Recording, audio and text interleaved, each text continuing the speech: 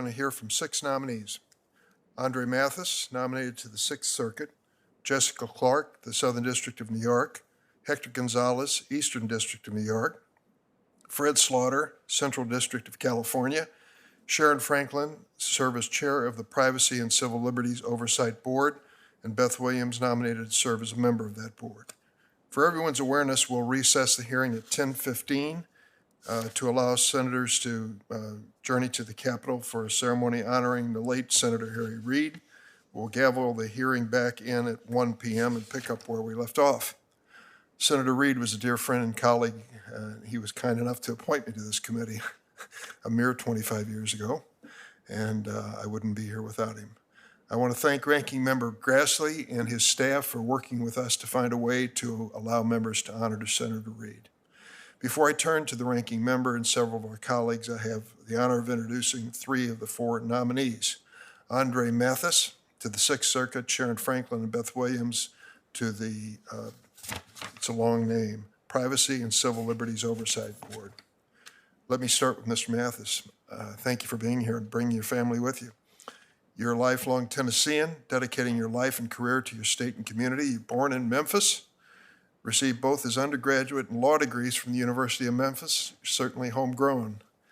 After graduating from law school, Mr. Mathis joined Glankler Brown, a firm located in your hometown of Memphis, worked as an associate for 9 or 10 years, and then a member of the firm's parlance they have here in 2016.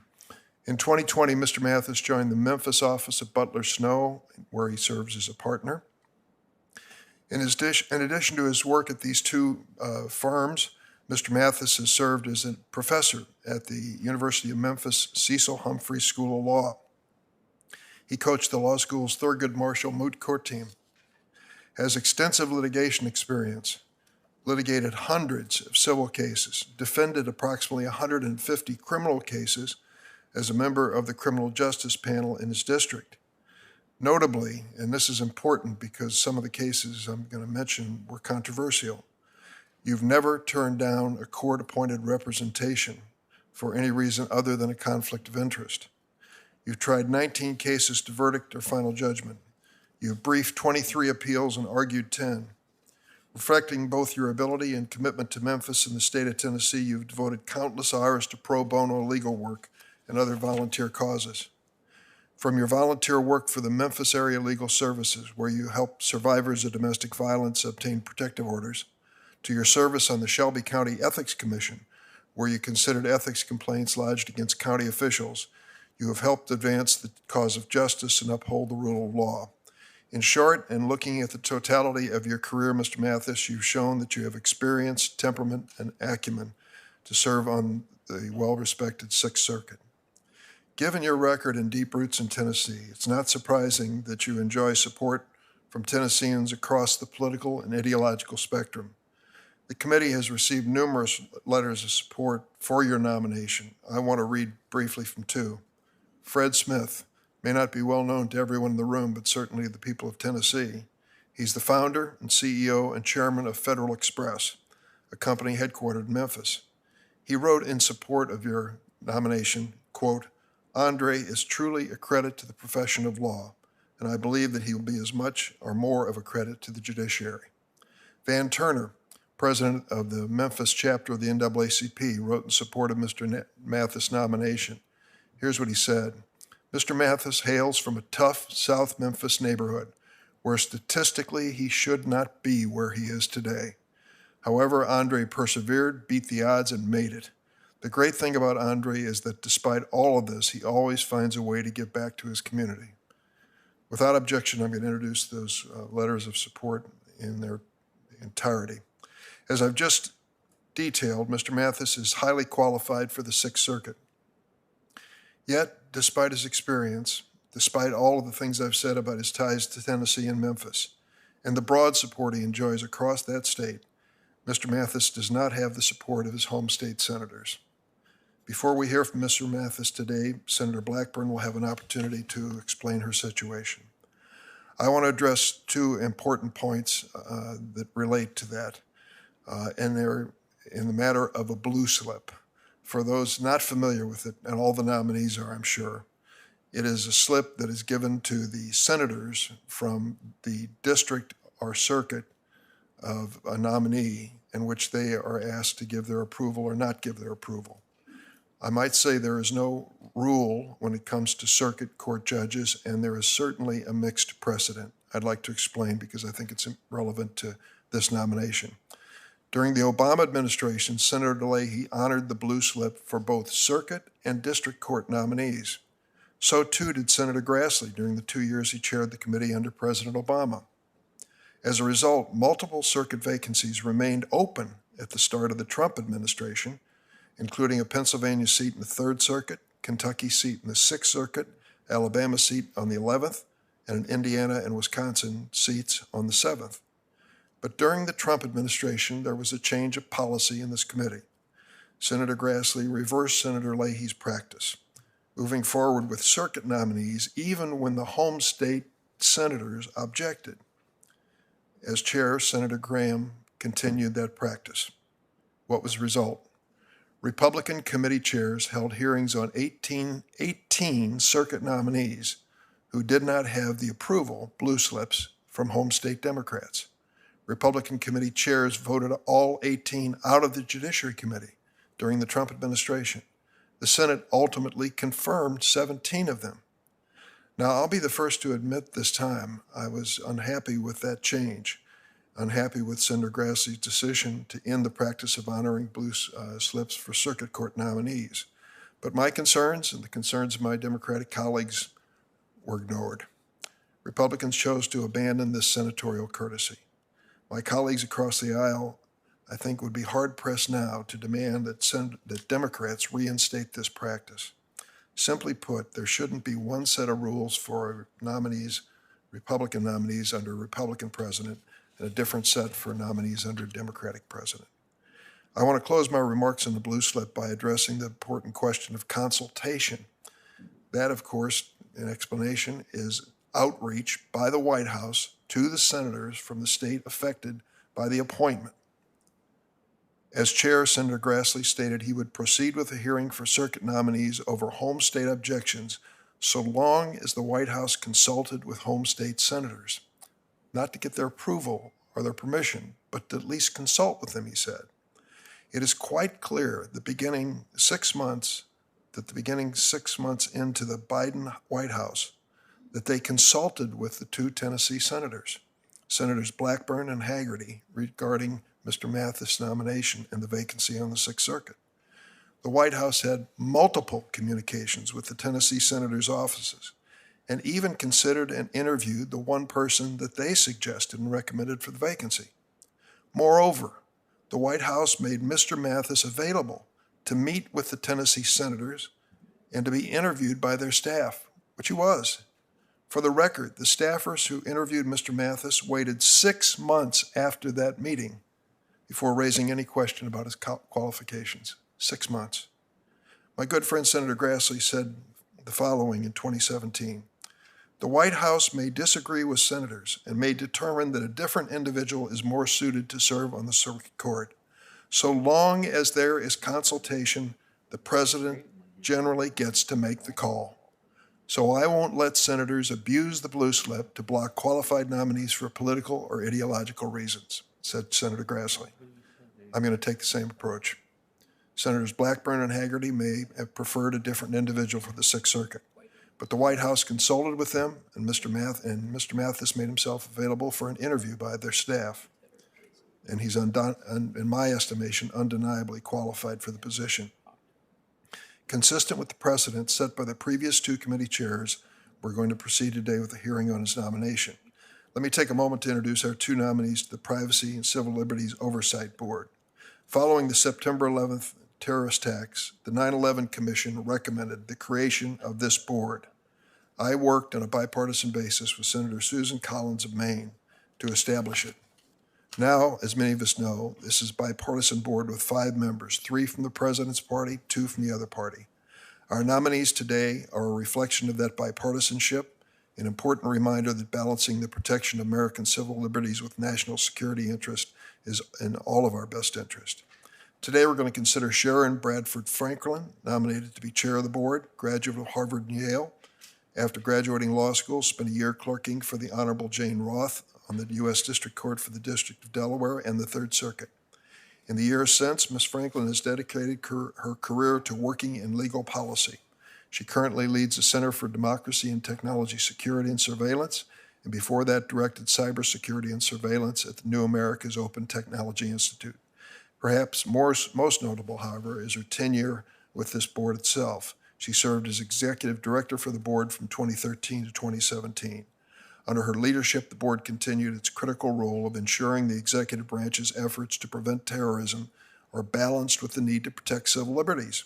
Finally, Ms. Franklin's been a longtime advocate for a robust bipartisan congressional oversight, something I know the members of this committee are happy to hear. And I believe she's highly qualified to be its next chair.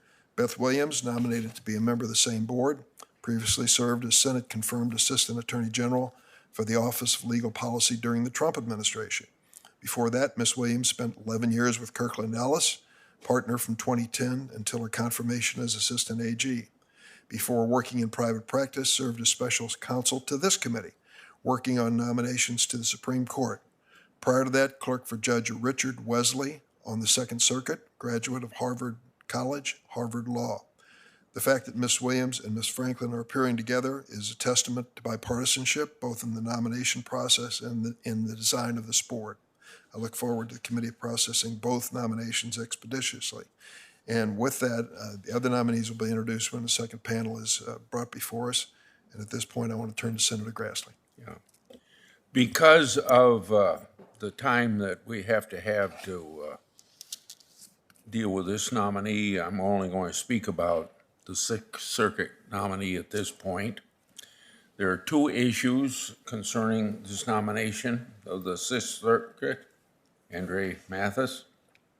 One concerns an issue that came up during vetting, which showed that Mr. Mathis' driver's license had been suspended 3 times for a total of approximately 10 months for failing to appear in court to address speeding tickets. This raised concerns from senators about the failure to appear in court and about extended periods of driving without a license. Mr. Mathis has agreed to discuss this issue publicly, and that made possible his appearance today, and I thank him for agreeing to do that, to be very transparent.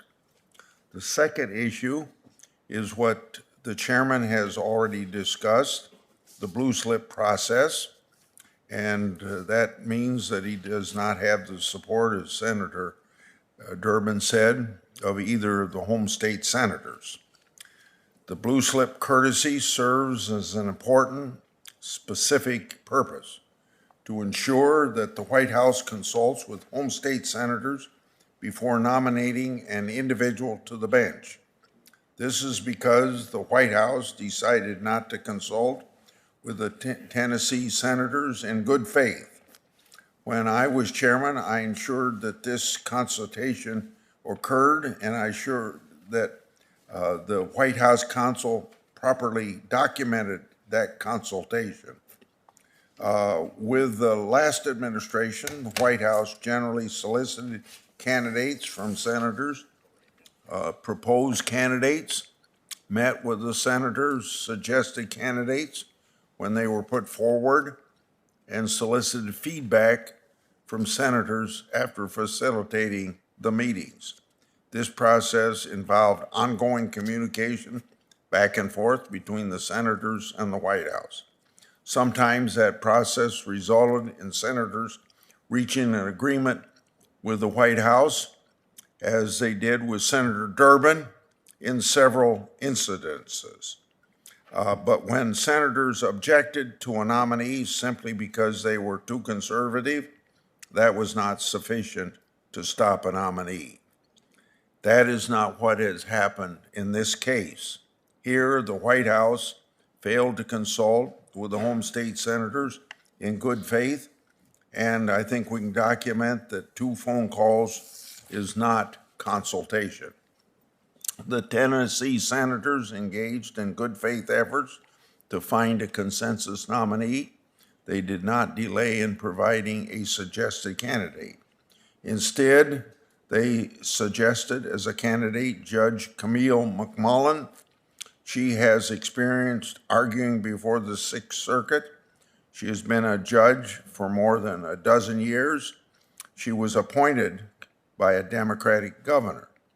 The White House offered no substantive response. The Tennessee senators are right to be upset. They tried to work in good faith with the White House.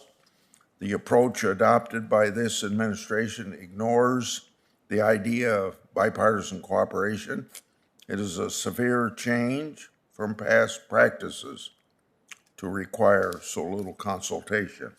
As has been said before, there cannot be one set of rules for Democrats and another set of rules for Republicans. Thank you, Mr. Chairman. I believe Senator Blackburn has asked to make a statement. Senator? Yes, thank you, Mr. Chairman.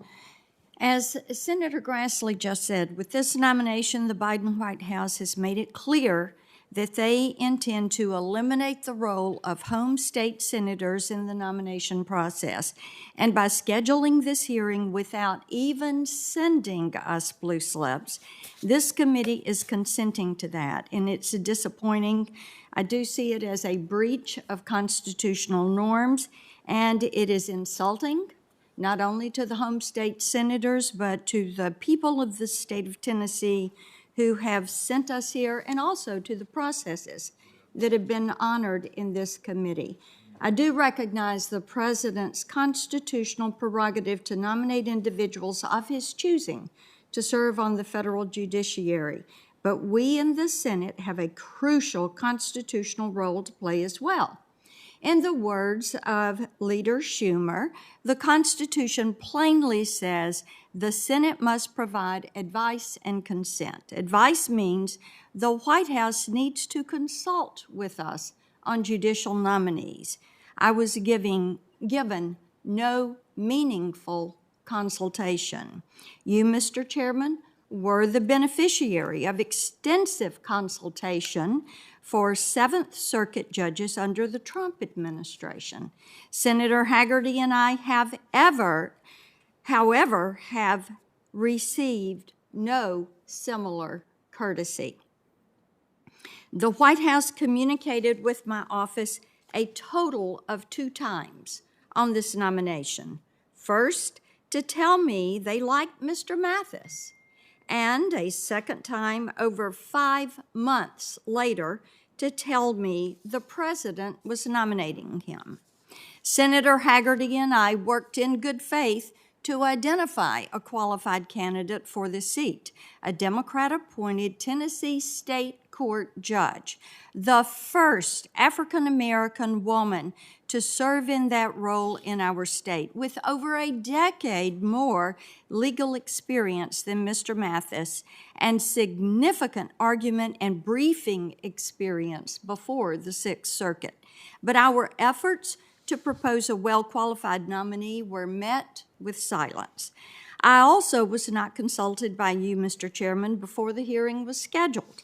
I understand this committee no longer requires a blue slip to be returned before moving forward with a nominee, but to completely shut the home state senators out of this process, to schedule a hearing without even sending us blue slips, and to move forward with this nominee when the home state senators have not even had a chance to meet with him is a departure from tradition. It wasn't until 4:55 p.m. yesterday, after I sent you a letter detailing the White House failure to consult with us on this nomination, that the White House finally contacted my office to set up a time for me to meet personally with Mr. Mathis. This is not the kind of good faith attempt at meaningful consultation that the Constitution requires.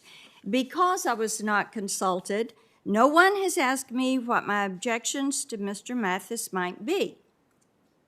Had they done so, I would have explained my serious concerns about his lack of experience and qualifications to serve as a Sixth Circuit judge. Mr. Mathis has never served as a judge. He has never argued a case in federal appellate court. And of the 9 cases he briefed before the Sixth Circuit, 8 were faulted for failing to follow the court's rules. 8 out of 9. That is a failing record. If Mr. Mathis can't follow the Sixth Circuit's rules, how can we have confidence in his ability to serve as a judge on that court? And now, on the eve of his hearing, it has been made public that he has a rep sheet with a laundry list of citations, including multiple failures to appear in court. In Tennessee, we expect our judges to respect the law, not disregard it. If Mr. Mathis thought he was above the law before, imagine how he'll conduct himself if he's confirmed as a federal judge. I cannot, in good conscience, support the nomination. Thank you, Mr. Chairman. Thank you, Senator Blackburn. I want to personally apologize to you and to Senator Hagerty because you should have received those blue slips and an earlier notice of the hearing. I know you did not, and that was a failing on my part that I accept full responsibility for. We have a good working relationship, though we disagree on many things, and I want to continue that, and I'm sorry this occurred. I do want to say, though, in defense of my position on this, that you were given an opportunity through your staff, as was Senator Hagerty. There was an interview of Mr. Mathis on June 17th, 2021, and it wasn't until November when you were notified of White House decision between your nominee and their nominee that questions were raised about the qualifications of Mr. Mathis. So the consultation was not just informal and glancing. It was specific, and your staff was allowed to sit down and interview Mr. Mathis. So I think that does show good faith on the part of the White House in terms of engaging with you on that matter. I believe Senator Schumer is here, and I know his schedule is tight. So, Chuck, Senator, if you'd like to move forward at this point. Dick, Senator Durbin, since he said Chuck, Senator Schumer.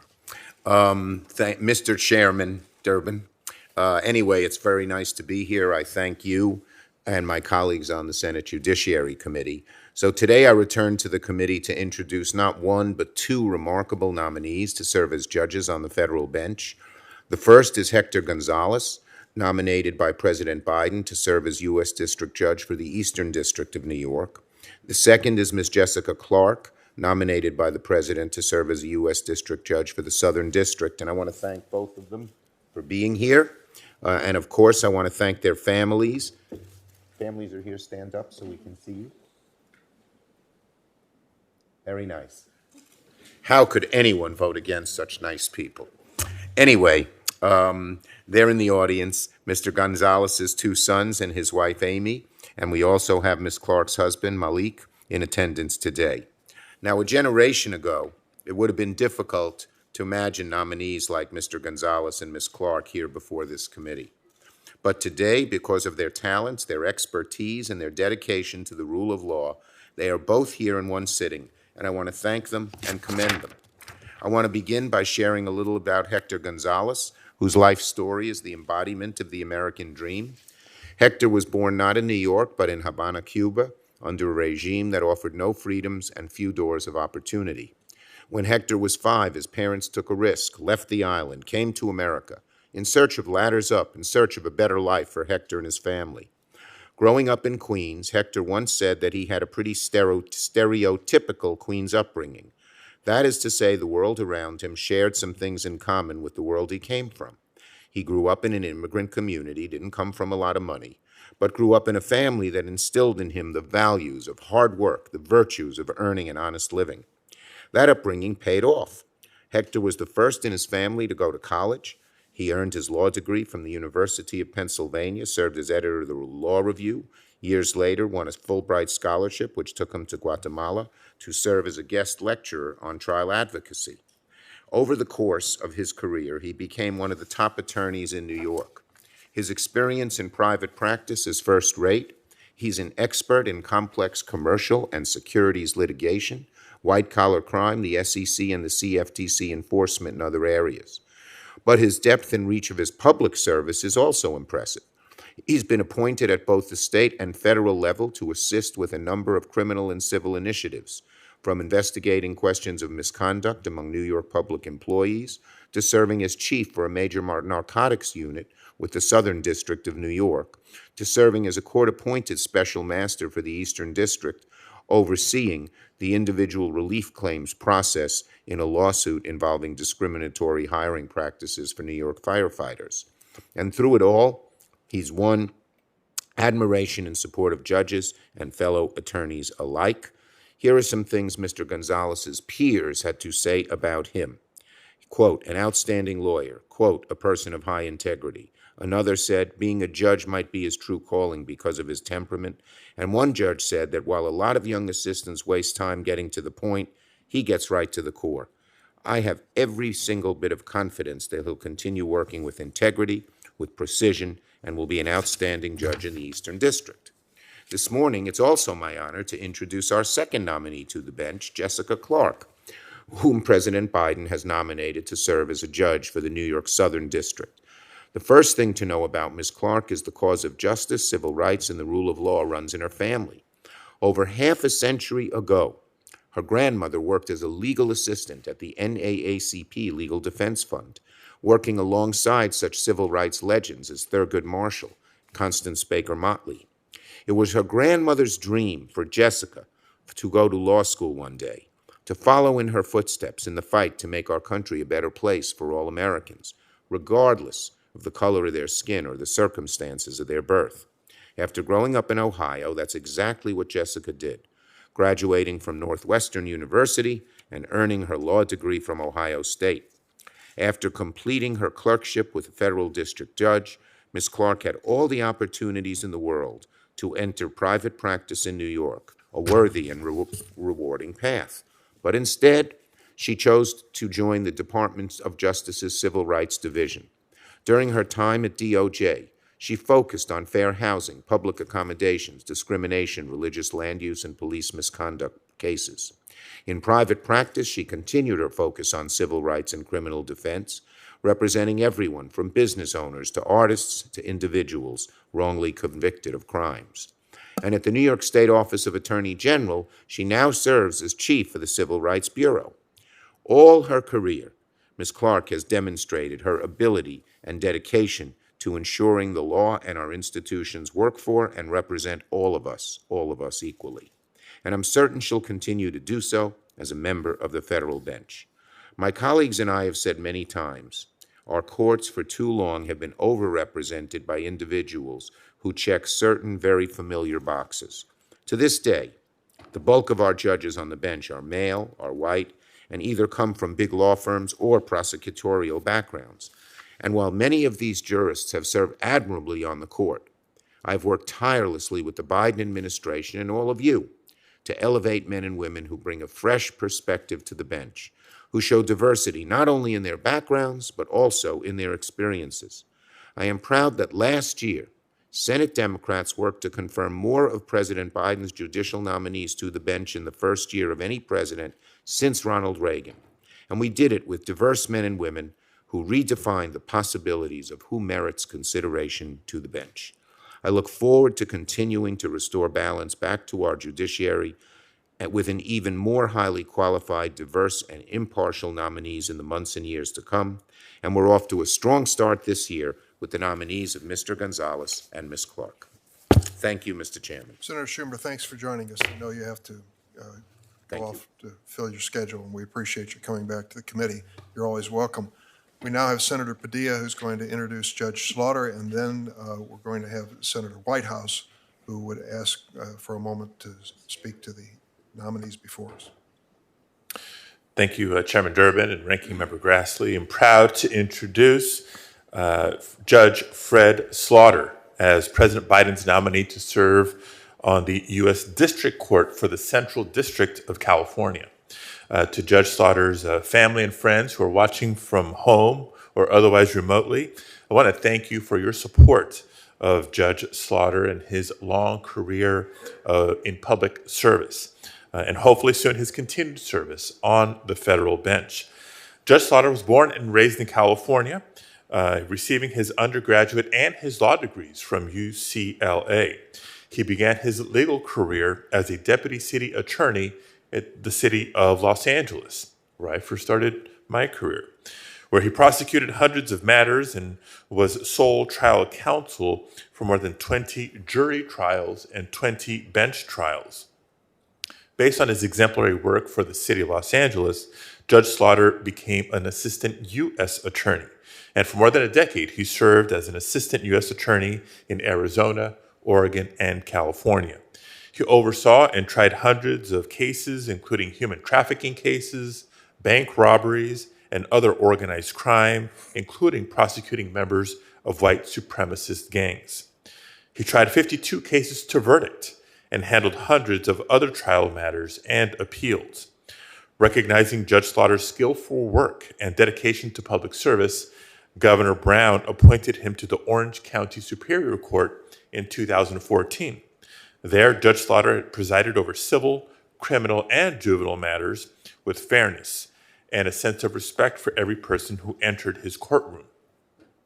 During his 3-year assignment in juvenile justice, Judge Slaughter chose to preside over a juvenile recovery court, offering resources and support to young people who were struggling with addiction and mental health issues. Judge Slaughter also volunteers regularly to preside over a peer court, a juvenile diversion program that helps high school students resolve the cases of their peers. In 2018, Judge Slaughter earned an award from Orange County for his outstanding work in juvenile justice. His long career demonstrates his legal excellence as well as his commitment to justice for all. I'm proud to support Judge Slaughter's nomination, and I'm confident that he will serve with distinction as a district judge, and I urge my colleagues to support his swift confirmation. Thank you, Mr. Chair. Thanks, Senator Padilla. Senator Whitehouse? Thank you, Chairman. I just wanted to take a moment to respond to Senator Blackburn because I am very sympathetic to her frustrations. As to the blue slip itself, there was an error. The chairman has apologized. I would hope that that would be behind us. The significant question here is the question of the blue slip. And as I think my colleagues will recall, nobody warned and warned and warned of what the decision by the Republicans on this committee to end the blue slip meant than I did. I warned over and over again. I begged and pleaded that you not do this. But you chose to do that. And that's where we are right now. The promise was consultation. There was consultation, as I understand it. But if we still had the blue slip, you wouldn't have to have an argument about whether the consultation was sincere or real or meaningful or not. No blue slip, no recourse. If we still had the blue slip, you wouldn't be in this position. For those states where there's a bipartisan committee that recommends judges, like California has had for a long time, I know, there's no point to the bipartisan committee with no blue slip, because if we agree that we want to go outside that process, the majority puts the judge through. In fact, in one case, there was real debate whether the judge was even from the state. We all have seats that we consider to be associated with our states, but that's a convention that we enforce through the blue slip. In some respects, Senator Blackburn is lucky that this nominee is actually from her state, right?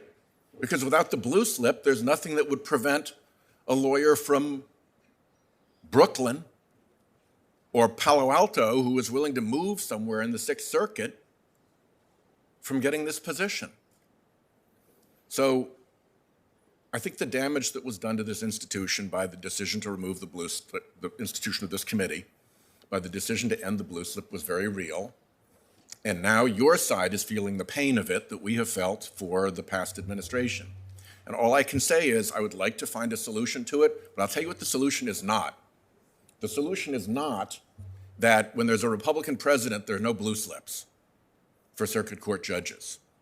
And then when there's a Democrat president, suddenly there are blue slips again. That's not the solution. So let's try to work our way through this to a solution that we can find that actually restores the role of this committee, but does not make it that there's separate rules for Republican presidents and Democratic presidents. If we had not changed the rule, we would not be in this position. I couldn't have warned more often. I couldn't have begged and pleaded more sincerely, and here we are. Mr. Thank Chairman, you, Senator Whitehouse. Senator Kennedy? Mr. Chairman, I think both Senator Blackburn and Senator Whitehouse, as usual, make very good points. And I agree we need to talk about this. We need to come up with a way to do this in a neutral manner that doesn't give any party an advantage. I see Sheldon's point. We did it the other way under a Republican administration. To change right now would be perceived as unfair to this administration. But I think we ought to have those talks and put our heads together and see how we can revive the blue slip in a politically neutral way for the Court of Appeal. Because let's don't kid each other. Okay, we know what advise and consent meant under the last administration, and we know what advise and consent means under this administration. It means you get a phone call advising you we're gonna nominate so-and-so, and we expect you to consent, and if you don't consent, call somebody who cares. Okay, so let's be realistic about what's going on here. So I like Sheldon's idea. And I do think Marcia didn't get a chance, Senator Blackburn didn't get a chance, that her opinion wasn't valued. But I can't honestly say that didn't happen under the last administration too. So let's see if we can't call off the dogs and find a neutral way. Thank you, Senator Kennedy. I think in that spirit, I'd like to make a very brief comment and then before we ask Mr. Mathis to come forward. My name was mentioned by Senator Blackburn, and I will tell you that during the Trump administration, I felt that we truly negotiated and had consultation, and we did have an agreement. We ultimately agreed on the nominees for the district court as well as for the circuit court. It took a number of weeks, and we went back and forth, but that's what it's all about when you're talking about lifetime appointments. It can happen. It did happen in my case. Other senators did not have such a favorable experience. I think, Senator Kennedy, in the spirit of what you just said, we are about to enter a 4-year, I don't want to characterize it or mischaracterize the situation, 4 years of trying to balance the books.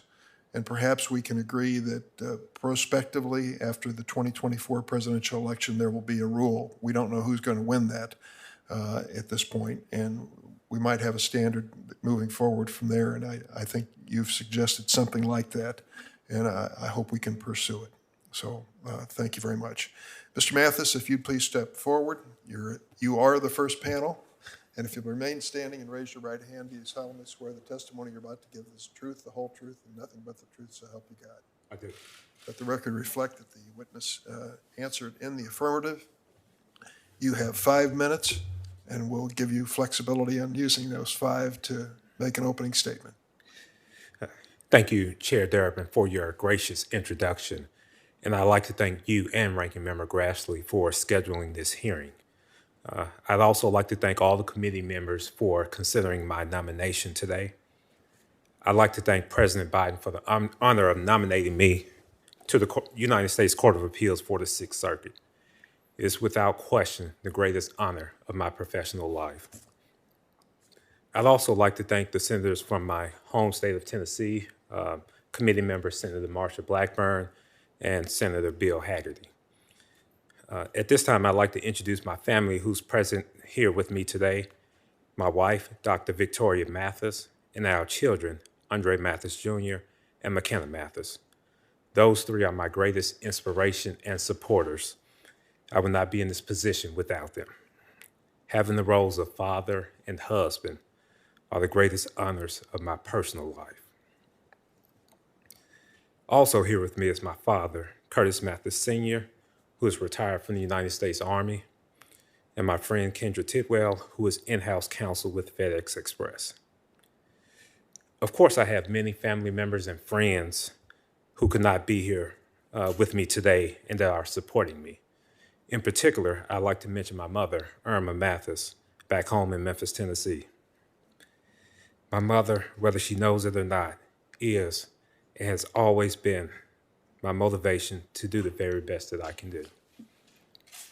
I'm so incredibly grateful for this opportunity, this potential opportunity to serve my country at this time. Growing up in South Memphis, I never dreamed that I would one day be nominated to serve on such a distinguished court. I'm thankful for everyone that has inspired and encouraged me.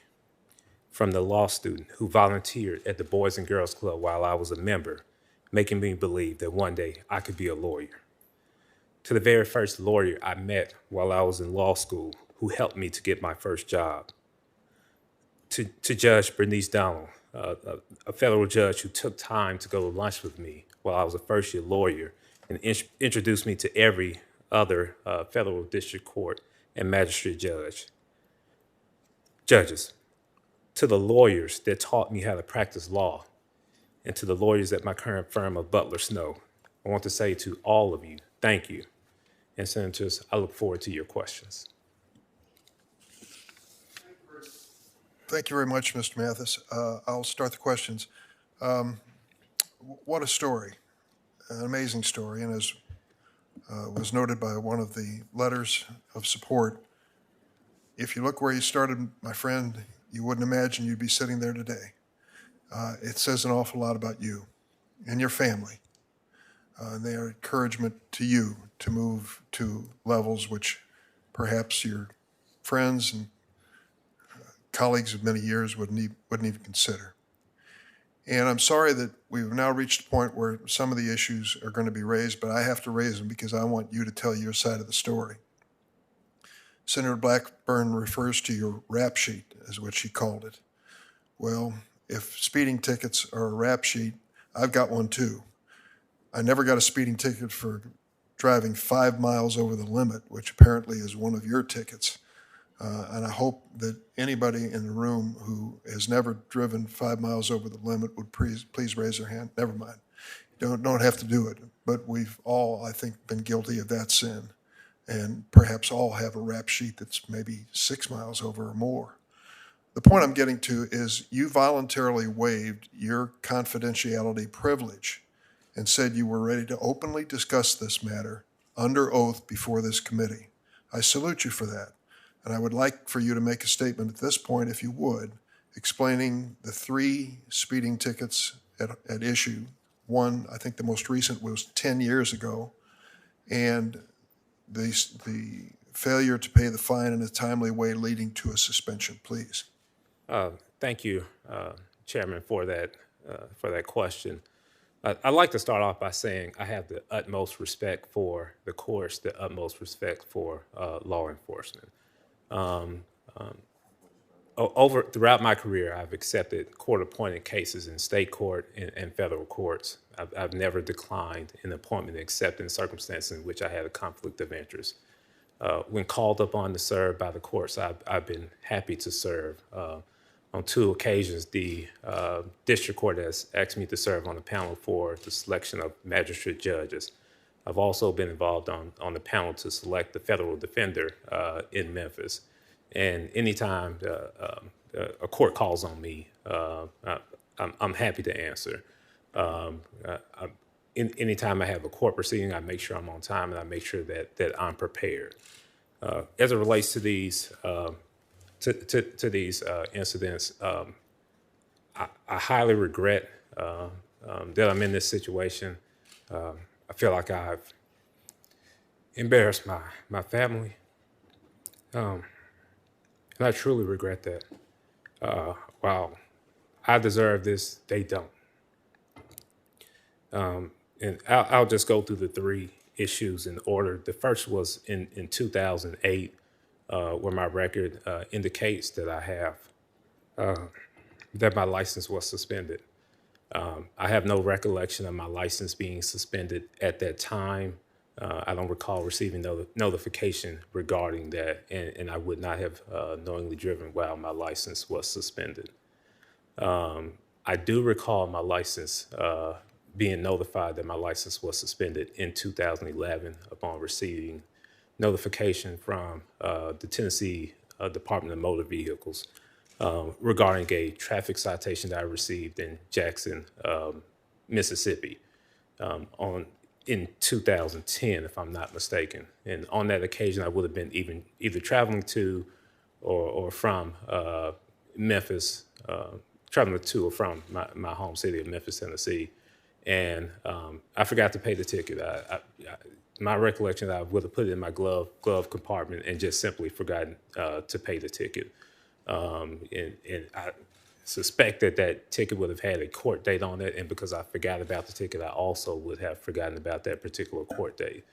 Upon receiving notification that my driver's license was suspended, I immediately took action to rectify the situation, which involved me immediately reaching out to the court in Mississippi to pay the traffic citation, and then the court would have had to send certification to Tennessee regarding my payment, and then I would have gone through the process of reinstatement, getting my driver's license reinstated. I only recall going through that process one time, which is why I don't recall the 2008 situation. I don't recall going through a process to have my license reinstated at that time. The third is regarding a traffic citation that I received in Alabama. On that occasion, I would have been traveling to or from Atlanta to visit my father, who lives in Atlanta, and received the traffic citation. And I forgot to pay that traffic citation, which I believe for the same reason, simply forgot about it. Again, I regret that I did those things. I can assure the committee that I'm a law-abiding citizen. I've never been arrested. I've never been charged with a crime.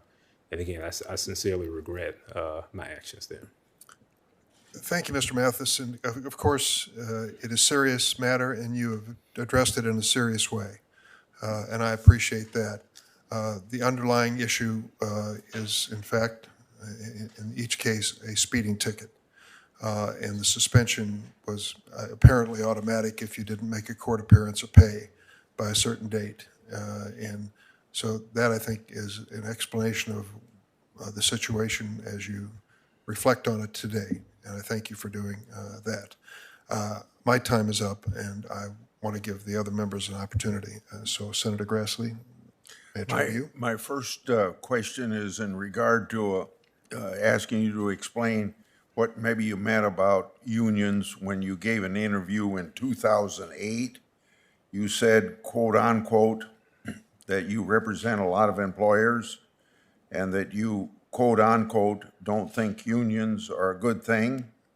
You also said, quote, maybe the process that unions utilize to unionize certain companies are not the best ways to do things, so that's the thing that employers are worried about, end of quote.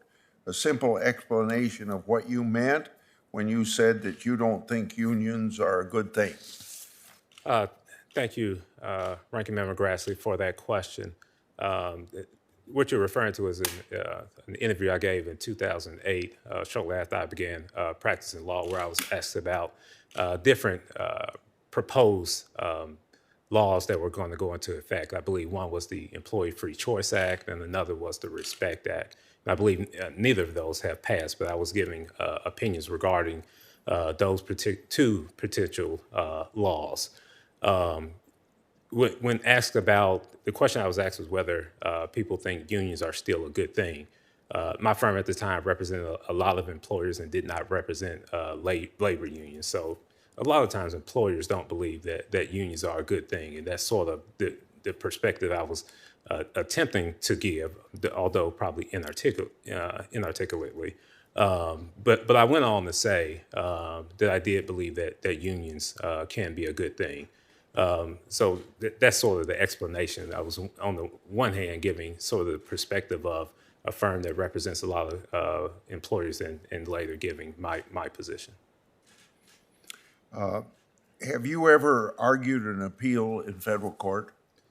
Thank you, Ranking Member Grassley, for that question. Over my career, I've argued 10 appeals, and those appeals have been to the Tennessee Court of Appeals and the Tennessee Court of Criminal Appeals. I've also briefed 23 appeals in 23 cases. I've also litigated to final judgment 5 appeals to the Sixth Circuit, and I have 1 currently pending before the Sixth Circuit, but I have not argued before the Sixth Circuit. Okay. To your knowledge, have you had to refile documents in cases that you worked on before the Sixth Circuit Court because they did not comply with local rules or other court requirements? Thank you, Ranking Member Grassley, for that question. I do believe that I have refiled briefs in cases that I've had before the Sixth Circuit without any prejudice to the positions of my clients in those cases. Okay.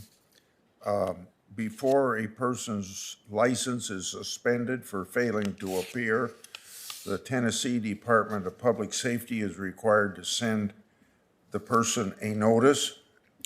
Here they would have sent letters before April 2010 and July 2016. In a letter you provided to this committee, you said that you do not recall receiving a notice that your license had been suspended before January 2011. Do you have any reason to think that you did not receive the notices that the Safety Department would have been required to send you before suspending a license? For example, did you recently move and forget to update the address on your driver's license? Thank you, Senator, for that question. I recall receiving a notice that my license was suspended due to non-payment of a citation out of Mississippi.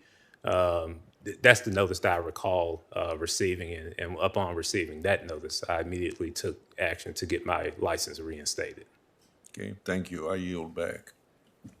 Senator Blumenthal? Thanks, Mr. Chairman, and thank you for your service, Mr. Mathis, and your willingness to serve in this position and your very distinguished record as a litigator. I want to say first that I know that the issue of blue slips is going to be raised perhaps during this hearing. This committee abandoned the idea of blue slips for circuit court judges under 4 years of the Trump administration. I think it's an issue that shouldn't concern us, and particularly with a candidate of your qualifications, need not concern us.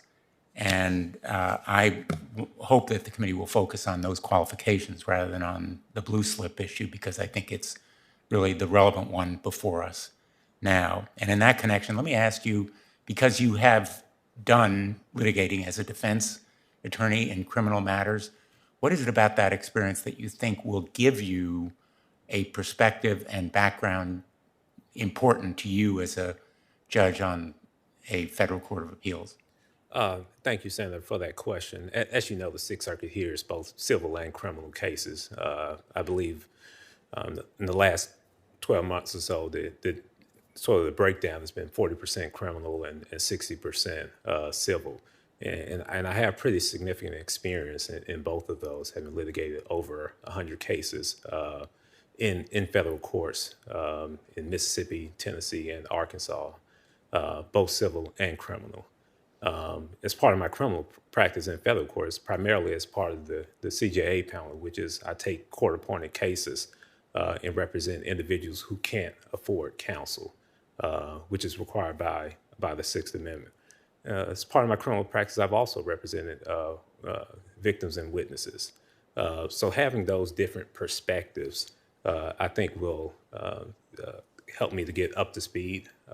Having those and having experience also with vast areas of civil practice representing both plaintiffs and defendants, individuals, governmental entities, and businesses in those type of cases gives me, I believe, a good base if I'm fortunate enough to be confirmed to the Sixth Circuit.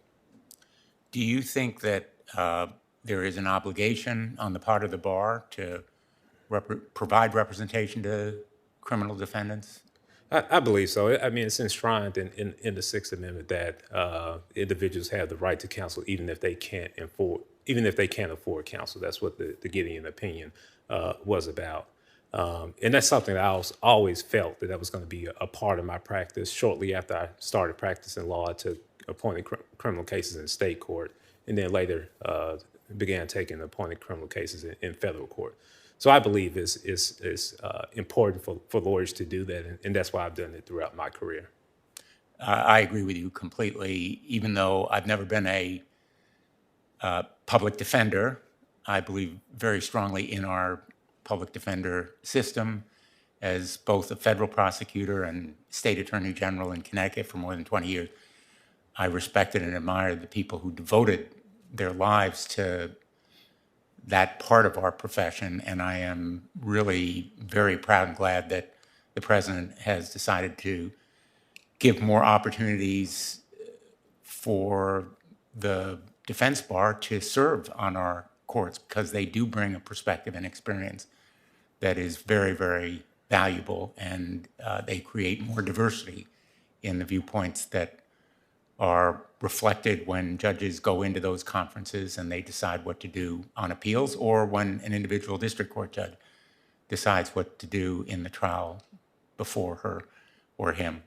So I want to thank you for the work that you've done and the distinguished litigation career that you have, probably as good as any we tend to see in this committee in terms of the diversity in the background that you would bring to the federal courts. So thank you very much for your service. I look forward to supporting you. Thanks, Mr. Chairman. Thanks, Senator Blumenthal. Senator Kennedy. Mr. Chairman, if I defer to Senator Black, can I keep my place in line? The rules of recognition on the Republican side belong to the Republican senators, and I would certainly honor whatever you would agree to among yourselves.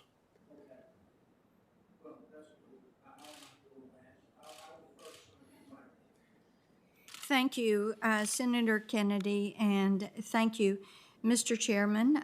Mr. Mathis, you have a lovely family. And these children are so well behaved. They're going to deserve a special treat at the end of the day. Mr. Chairman, I do want to say for the record, the White House is being inaccurate in their representation of their outreach, and I think that that is important to note. And you were correct when you said the Trump administration reached out and worked with you on both district and circuit courts. And that advice and consent is vitally important, and the White House is being inaccurate in their representation of their outreach, which did not occur until 4:55 yesterday afternoon. Mr. Mathis, I want to talk with you a little bit about your experience, because I am concerned about how little experience you have as in appellate litigation when you're asking us to confirm you for a federal appellate court. Have you ever argued a case in the Sixth Circuit? Thank you, Senator Blackburn, for that question. I've argued 10 appeals to the Tennessee Court of Appeals and the Tennessee Court of Criminal Appeals. But not to the Sixth Circuit. But I have not argued an appeal to the Sixth Circuit. Have you ever argued a case in any federal appellate court? Senator, I have not argued any cases in. And then we'll talk about briefing, because I want to know about the federal appellate cases where you served as the lead attorney for briefing, and I don't mean just serving as local counsel. On how many cases have you been the lead appellate counsel handling the substantive briefing? If I'm not mistaken, I handled the substantive briefing as the lead drafter of appeals in 3 appeals, as well as the current appeal that I have before the Sixth Circuit. By our records and what we have found, your name appeared on briefs in the Sixth Circuit 9 times, 9 cases. And in 8 of those cases, you had to file corrected filings for failure to follow the Sixth Circuit rules. 8 out of 9.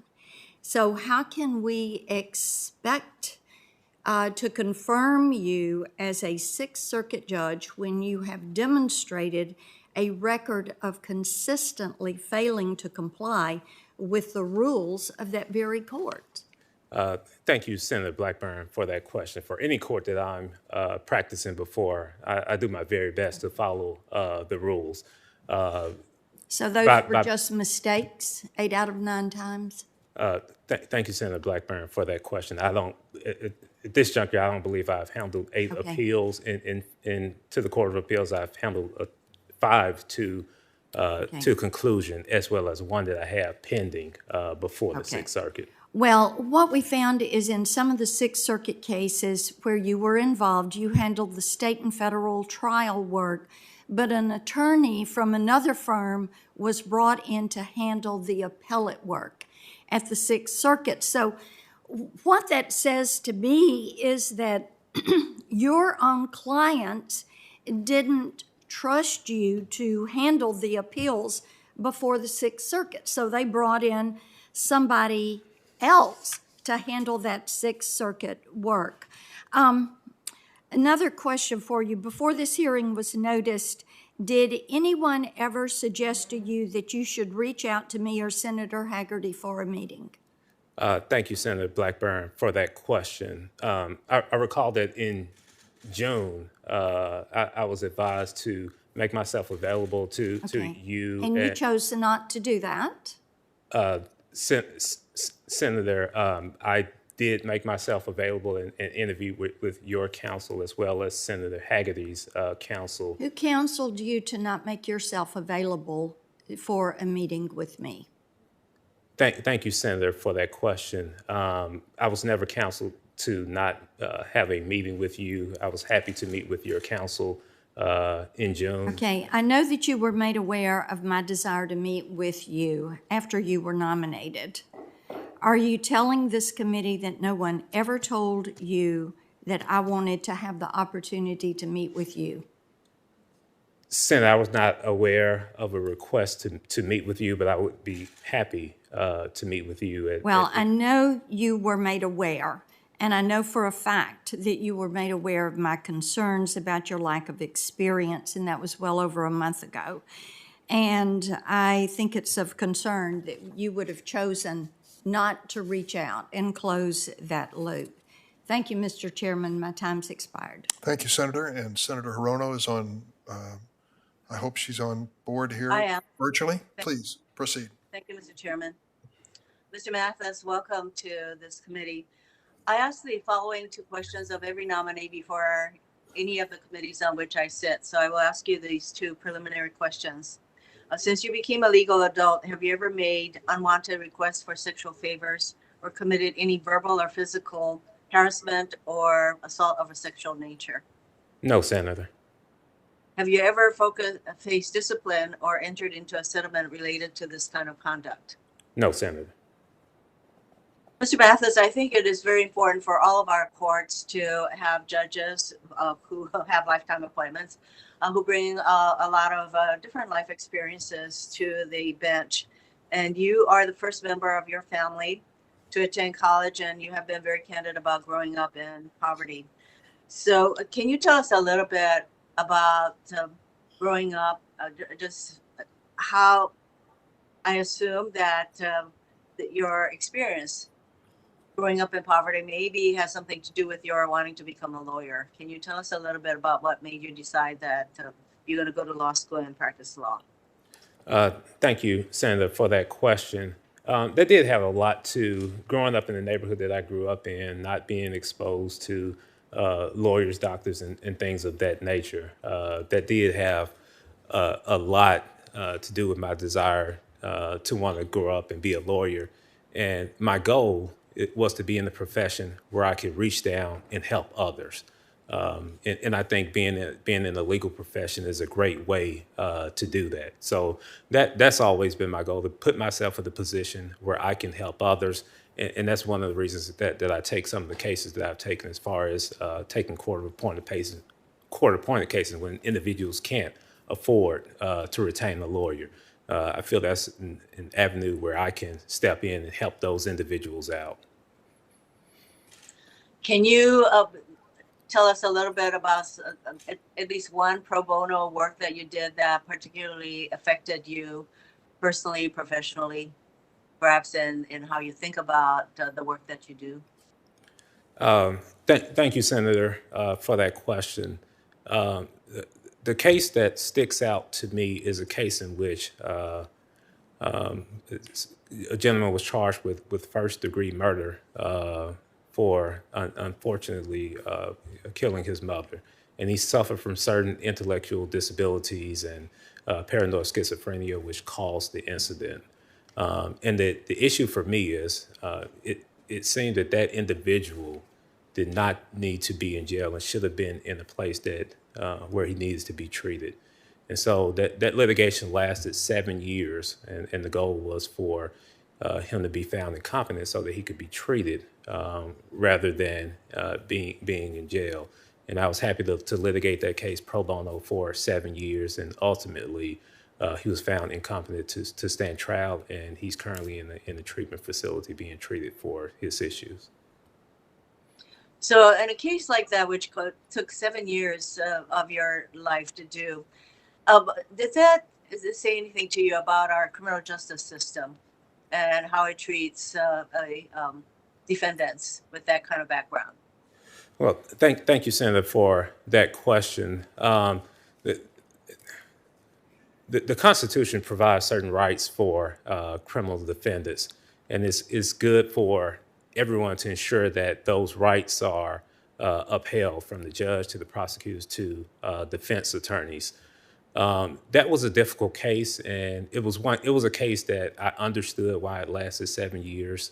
The individual had been charged with a serious crime, and we needed to ensure that it was the mental issue that led that was the reason for it, and so there was a lot of testing going on. But I've practiced in criminal cases in federal and state courts, and the judges that I've been in front of have been great judges. During that period, was the defendant incarcerated? Thank you, Senator, for that question.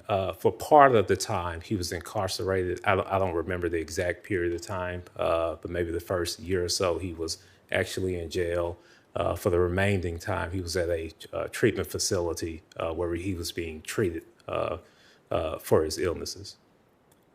Well, I'm running out of time, but thank you for all the pro bono work, particularly with the work that you do with indigent clients. I'm glad that you were asked a question about the statement you made about unions may not be such a good thing, because unions do represent the working people, and I have a little bit of background in that area myself, and I have a very different view of the importance of unions. But I'm glad you had a chance to explain that you were pretty much articulating the position of your employer clients.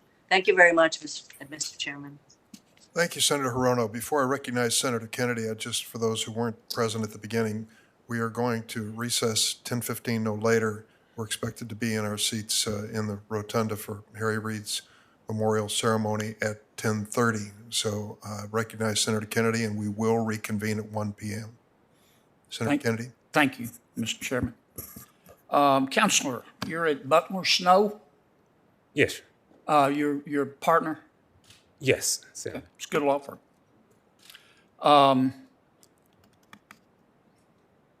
I have some experience with our Department of Motor Vehicles in Louisiana. I spent a year there one time trying to get my son's lost license renewed. I remember all they had, I didn't bring any reading, and I remember all they had were copies of Popular Mechanics from like 1997 or something to read. Our problem in Louisiana is our employees there are good. It's our politically appointed managers. I was asked one time, how many managers do we have how many managers work at our Louisiana Department of Motor Vehicles? And I said about half. Let me ask you a couple of questions. First, you did I understand your participation in Boys and Girls Club? Tell me about that briefly. Thank you, Senator, for that question. So as a youth, I grew up. That was like my home away from home. Yeah. From the time I was 9 years old till I went off till I went to college. I went to Yeah, college. it's a really good organization. Absolutely. Every year or two,